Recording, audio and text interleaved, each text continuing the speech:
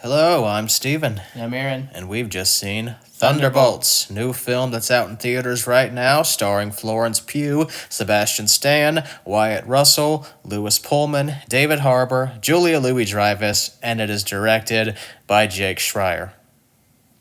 So in our review of Captain America Brave New World, we both basically summed up that review by saying it was sufficient.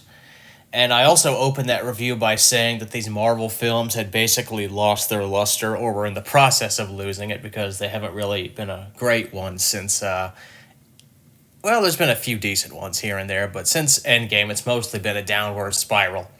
But this was excellent. This was absolutely delightful. I very much enjoyed this film. I think it's probably one of the 10 best Marvel films ever made, and Captain America Brave New World in retrospect just feels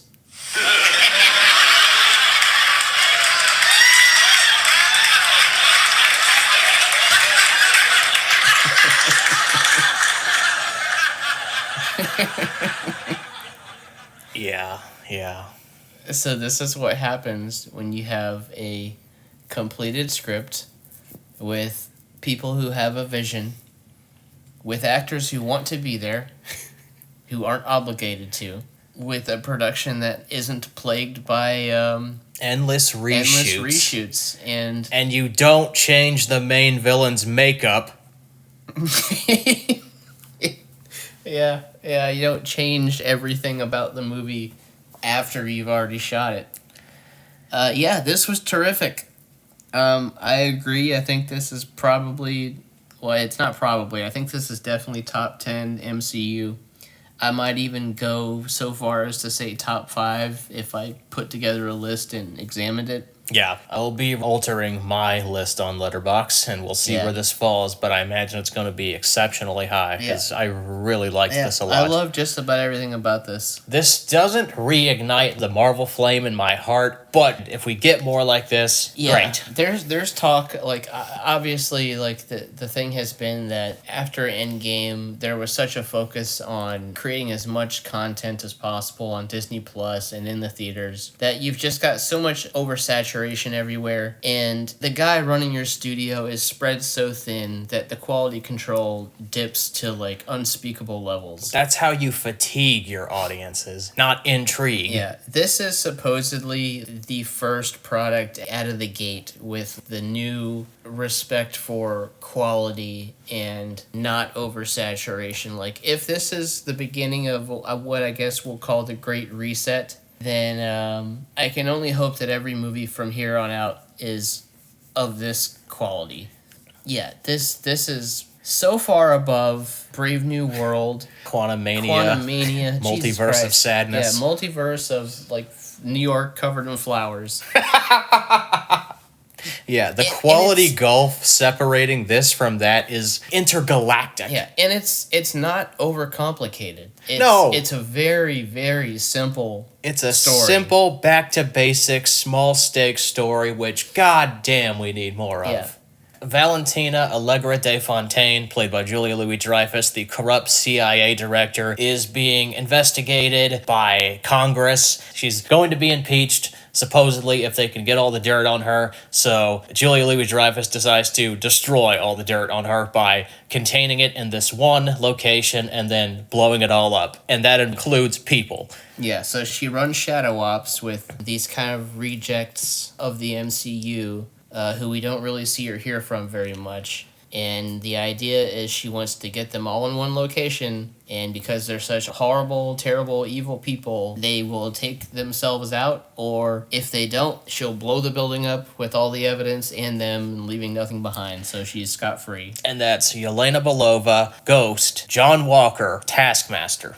So all of these people are isolated in one location, and they're either going to kill each other, or she'll do it for them. But, of course, they have to band together and escape. And while they're in this one location, they also encounter this gentleman who has no idea why he's there, named Bob. And Bob will be critical to the story going forward. Bob is very important. He's the emotional core of it. Well, he and Yelena, I think. Yeah. At first, I thought that the entire movie was going to take place in that one location and was going to involve these characters having to escape, which I would have been okay with. I was thinking that too. It's like, is this like escape room Marvel edition? Like, are we really gonna do a whole movie with these characters trapped in one location? Like, that's pretty interesting for That would be for the bold MCU, for something like this. to just the movie never goes anywhere. It's just stuck in this one box. Now, that's not what happens. That's the first act of the movie, Yeah. but it was a good one. One of my problems with this movie is that the first half of this is like peppered with many an unfunny Exposition. joke. Oh no, the jokes. That's funny because I thought this was actually one of the funnier Marvel movies in a long time. I think it gets funnier in the second half, but there was a lot of groaners to me in the first half. Julia Louis-Dreyfus is hilarious, but they give her Yeah. a lot of bad lines in this, in the first half. I mean, they do, but I think it's because of her as an actress that she's able to pull it off. I do think that if you didn't have somebody with her kind of comedic timing and ability to deliver them, that it would fall flat. But I think she does a really good job of selling them. And it helps that they're, like, while she's, like, very silly and ridiculous on the surface, there's something very sinister about her under the surface that's always there. Yeah, she's the main villain of the movie. Yeah. And she is great, but too many bad jokes, I think, was given to her. Another thing they do is, like, they kind of have to reintroduce all these characters to the audience because most of them have been in, like, Television TV products or, you know, movies that aren't all that highly regarded. Like, you wouldn't be looked down on for not remembering who Ghost is. Yeah. Some people probably haven't watched any of the MCU television series, so they're not going to know who the hell John Walker is. Yeah. I guess we'll go through the characters one by one. So we'll start with Yelena Belova. Amazing. Yes. Here's my MCU hot take. Natasha Romanoff sucks. I never liked that character in these movies. I never liked Scarlett Johansson in that role. And this film was basically the final nail in Natasha's coffin and cemented Yelena Belova as the superior Black Widow to me. Because I always thought Yelena was better. For one, she can actually talk with a Russian accent. Yeah, Florence Pugh is an amazing actress. I agree that this iteration of the character is far superior. I think Scarlett Johansson's a very fine actress, and I don't think a lot of it is her fault. A lot of it was they misused her. Yeah, she's, like, horribly misused and mostly, like, kind of, for her first several outings, just kind of used as a prop. Yeah. And to put it crudely, it wasn't really until, like, the last several projects that she was in that we really found a character to get attached to. Yes. And by that point, she's gone. Yes. So a little too late. But Yelena is fantastic. The way she's kind of like somebody racked with guilt about what they've done, who they are, where they come from. The movie opens with her just on a mission, and everything is so routine to her. Yes. She wakes up, gets out of bed. She doesn't even put her uniform on. Oh, I have to infiltrate some building and get some secret information. She's a fully realized three-dimensional character who's actually going through an interesting struggle in this movie. Her life of violence and murder has and become a death. routine to her. Yeah, and She's bored. Yeah, she's bored, and There's a void inside her. it's weirdly reflective of the MCU, like, as a whole at this point. It's like, this is just like, Autopilot. yeah, it's the MCU on autopilot. We don't care about anything that's happening anymore. It's all just machinery, and it's become boring and stale and dull.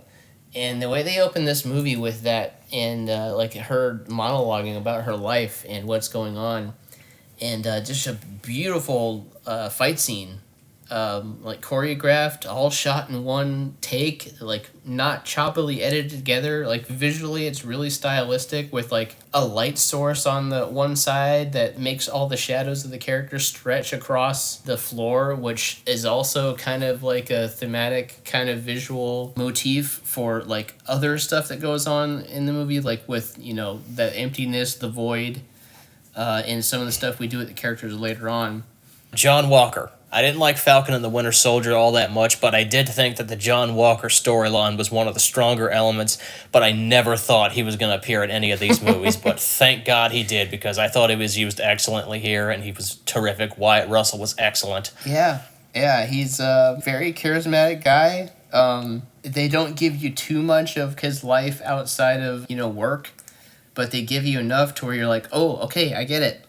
This is kind of like a broken person. He could not get over the fact that he could not carry on the Captain America mantle, and it destroyed his personal life. He is an abysmal father. Yeah.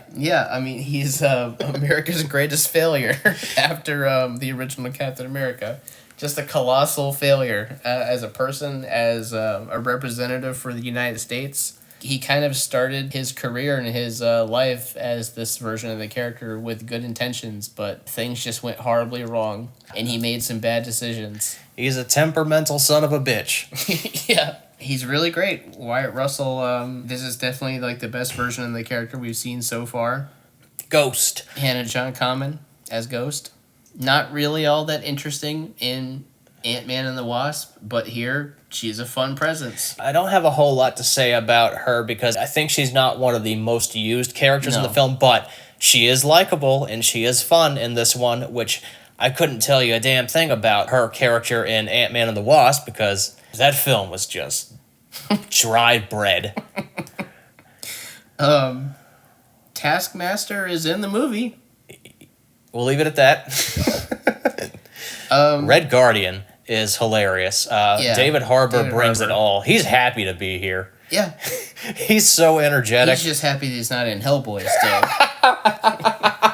He got probably the most laughs out of anyone in the entire movie for me. I thought he was great. He's so sincere. Yeah, he's so over the top, but he feels real at the same time. It's strange. Yeah, everything he does is believable. He's like another piece of the movie's like kind of emotional core. Like all he wants to do is for these guys to be a team. He just wants to be part of something important because he's another guy like his heyday is come and gone. It's long in the past.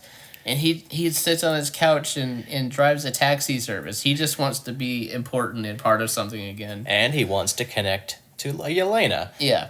There is a lot of genuine moments between them that make up the heart of this film, which, by the way, what this movie is about is depression and trauma and bottled up feelings of emptiness. Loneliness. Yes. Regrets.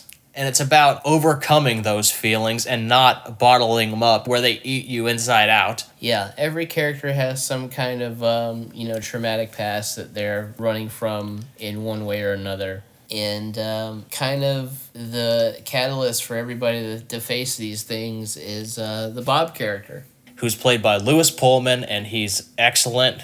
Yeah, he's the other best part of the movie, to me at least. I thought he was fantastic in this. He's a very fragile, emotionally, He's a vulnerable guy. Yeah, vulnerable, but also just very nice. Yeah. You can tell he wants to do the right thing, but he's just, he's fallen on hard times, and he's let those hard times get the better of him. He's obviously somebody who's been pushed around and mistreated by the world. He's got a very dark past, a very bad home life. And he is vetted by the main villain of this film to become this state-sanctioned superhero called the Sentry. Yeah, the Sentry, which... Nuclear Man. He looks like Nuclear Man. Yeah, he does. But just like this Sentry, what a name for, a state-sanctioned superhero, like you were saying. Just, there's nothing ominous about that. But obviously things don't go the way they would like because this guy is so damaged. And once he starts to realize the abilities he has, he starts to question, why am I taking orders from people? Like, I've been pushed around my whole life. I've been beaten. I've been abused. I've been assaulted and verbally, manipulated. I'm not having it anymore. I'm the one in control now. There's a line of dialogue that I was reminded of from X-Men 3, The Last Stand, where Logan says that when you rattle the cage, the beast inside gets angry.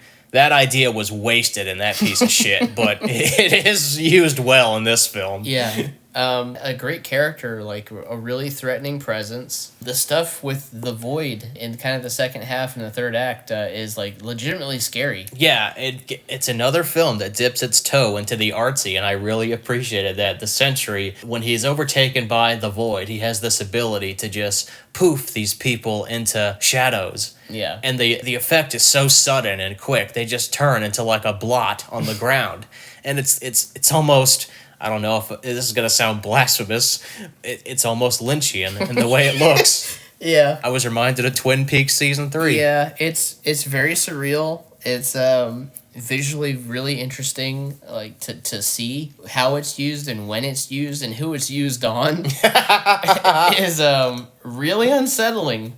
And it also helps that the visual of him, just this completely like pitch black figure, but you can still make out like little details of a person that's in there somewhere Yeah. and the light in their Yeah, eyes. the white of his eyes.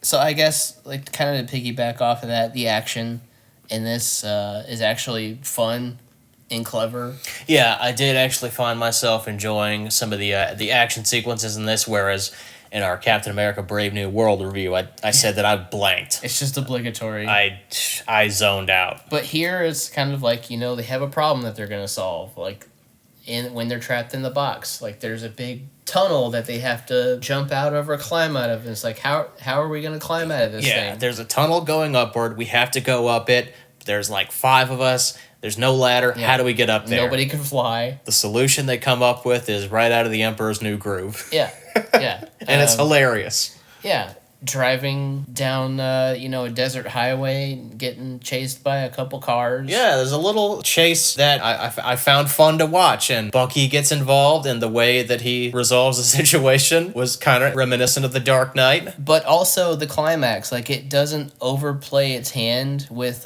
getting too big. Everybody is disposable, so you don't know who can go or when they're going to go. So when something happens to a certain character, you're like, oh, wow, like they might actually kill them here. Like this might be the last time we get to see this character. I appreciated the places this film went. When a character is blotted out of existence, what basically happens to them is that they are thrust into their worst trauma, and they basically have to watch that on a loop. And Yelena's is really unnerving. Yeah, it's horrible. The third act of this movie kind of became like an indie video game. It felt like Life is Strange. Yeah, it did actually. I was thinking about that a few times, but that's another thing I like is Yes. It's not a big epic. We're gonna fight aliens in the streets and save all the citizens. It's like very small and intimate. I forget what movie it was. It might even be an MCU movie. But there was a speech about like how all you have to do is save one person. Like, what was that from? Good question. For some reason, I want to say it was Age of Ultron. It was Age of Ultron. Yeah. It's the speech Hawkeye gives to I think Scarlet Witch. Like all you have to do is save one person, and kind of the rest falls into place. That's kind of what the climax of this movie becomes. It's not about saving the city. It's not about punching the villain until the punch stops punching. It's about helping one person and giving them what they need at kind of like their darkest time. And I really appreciated that. Like, there's not very many movies in the MCU that can make me like tear up or almost tear up. But this movie, for a movie about C or D tier list characters in the MCU, like got me there. Yeah, a couple times. Me too. I did feel emotionally moved by this, which I haven't felt since the Guardians films. That was the thing I probably most compare this to. One of my favorite MCU movies was Guardians of the Galaxy Volume 2, and my only problem with that movie is that it's horrendously unfunny, but it's emotionally gripping, and I get tears at the end of that film, and this film did move me, so that's good company. Guardians 2 and 3. Not 1. 1 sucks. Yeah, well, there's not much emotionally, I think, to latch yourself onto in the first one. 2 and 3, for sure. But yeah, this is another one. Just really great character work. The way they explore the relationships between them, the way the action is used to complement that instead of just becoming a big, punchy, bashy, crashy light show, while still being visually interesting and fun to look at. Also, the focus on practical effects and real sets, real locations, real actors doing real things, not having an abundance of green screen and CGI. This looks like a movie. That's true. That didn't even occur to me until you said it. Yeah, this does feel so much more real because it's not all shot on a chroma key set. Yeah, there's no like Sam Wilson sitting on a green screen tilted at an awkward angle with a horribly blurry CGI background placed behind her because they didn't know where the climax was going to be until 6 weeks before the movie came out. Yeah, there's no scenes of the camera focusing only on one character in close up because they're not separated from the other actors like Brave New World. Yeah, everything looks and feels tangible and tactile and real. Like when characters are jumping off buildings, they're actually jumping off buildings, you know? It's funny, like the opening with Yelena jumping off the building to start her mission. Like, contrast that against her falling off the helicarrier in Black Widow. It's night and day. Yeah. One looks like a cartoon, one looks like real life. Which, that was done practically, right? She really jumped off that building. Yeah, like, obviously with, like, harnesses and safety and stuff like that. But they did it for real, and that's not something we've seen in a very long time. Film was directed by a guy named Jake Schreier, who directed a wonderful little movie called Robot and Frank in 2012. And that's what I would like to see more of, like these little indie directors actually having a vision on these films, because it seems like whenever they do hire someone like a Sam Raimi to do one of these films, they just waste them and they get compromised and filtered through the focus group approved shit. And this didn't feel like that. This felt like somebody making a movie. Yeah, it felt like they had a vision, felt like they had an idea they wanted to explore, and they did it. They shot the movie, they edited it together. Oh, I don't know if you are aware of this. Bob Sentry was supposed to be played by Steven Yeun. Oh yeah, I did hear about that. But he had like scheduling conflicts because of, I think, the strikes and stuff like that. So he had to pull out, and Lewis Pullman got the part. And I like Steven Yeun, but thank God we live in this timeline because I think this was a better choice. Lewis Pullman is like incredible as a character, and I don't want to imagine anybody else playing him. I think things worked out the way they needed to. I think he just had the look, the attitude, he had the vulnerability. He's I think the that guy was the right that choice. you want to walk up to and just give a big hug to and tell him like it's all gonna be all right. And he looks just like Bill too, who we both love. Yeah. I mean, anything that reminds you of Bill Pullman is a positive. So, belong in the air. Yeah. Oh, the music, Sunlux, the band Sunlux. They do the score for this. I think the last score they did was for Everything Everywhere All at Once. The music in this is fantastic. This was the first time in a long-ass time that I actually noticed the music in a Marvel movie, because usually it's generic crap. Yeah, it's great. I feel like it's just more dynamic than anything they usually put out. It's dynamic. It's suspenseful. It has character. It's got it really kind of elevates the movie. It gives it a tension that reminded me a lot of Everything Everywhere All at Once. There's a sense of dread when there needs to be. Like, it's very hopeful and optimistic when it calls for it. It's plucky. It's like dynamic, like you were saying. Great score. So in conclusion, more films like this, Marvel, if you're going to keep this experiment going. Yeah, I think the fact that the next movie, Fantastic Four, is set in kind of its own universe is a sign of good things to come, because it won't be weighed down by the, thousands of characters that we've gotten to know at this point. I'm cautiously optimistic about that one. I love the costumes on the characters in that. Yeah. I think it has a chance because, like this one, it seems like they got a script, they got their actors and filmmakers, they shot it, and it's about to come out. I haven't heard of any turmoil on the set or it being reshot into oblivion, or, they didn't add a Giancarlo Esposito at the 11th hour. So, fingers crossed on that one.